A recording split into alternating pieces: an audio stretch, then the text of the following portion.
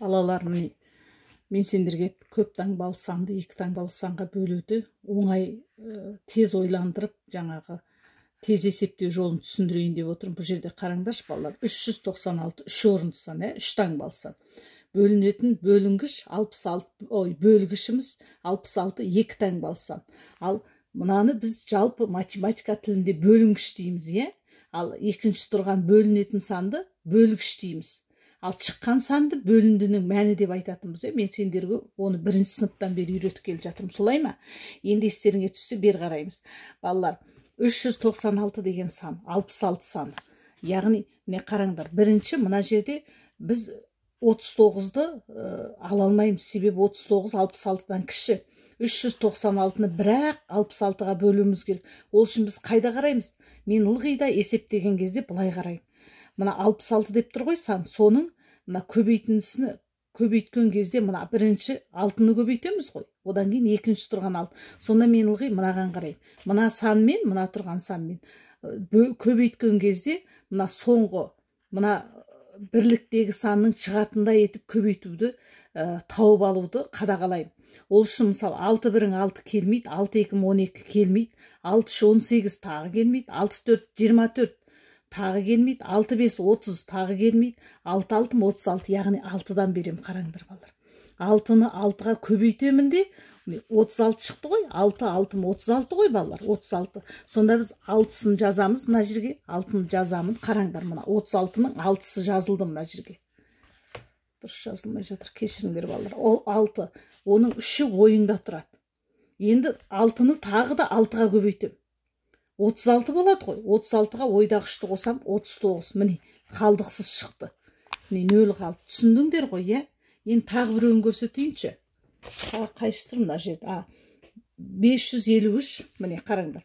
553 бөлемін 79-ға екен балалар.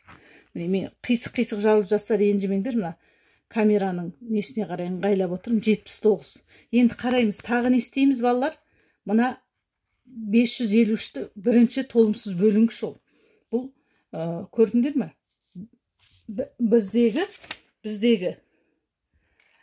бірінші толымсыз мына бөлінгішіміз өзі 553.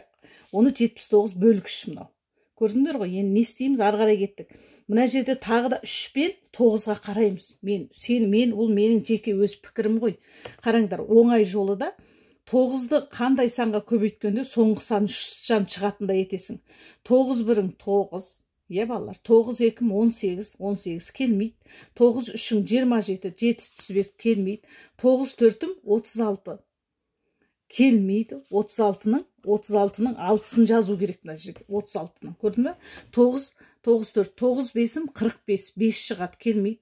9 6 54 келмейді. 4 шығады. 9 6 54. Соңы 4 шығады, ол келмейді. Сонда 9 6 9 7 63 деген сан екен.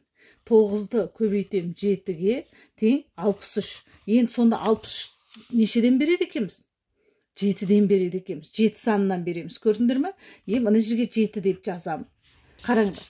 7-ні 9-ға көбейтем. 63 қой. Мына 63-тің, міне қараңдар. 3-ін жазам. Мына жерге 3-і жазылды. 3-і. Неше ойда? 6 саны ойда. 6 саны. Көбейткен 6 саны. Енді 7-ні 7-ге көбейтесің. Қанша? 49. 49-ға 6-ны қосасың. 49-ға мына 6-ны қосасың ойыңдағы. Неше шығады? 55 шығады. Міне, қалдықсыз бөлінді. 553 деген сан шықты. Осы болды.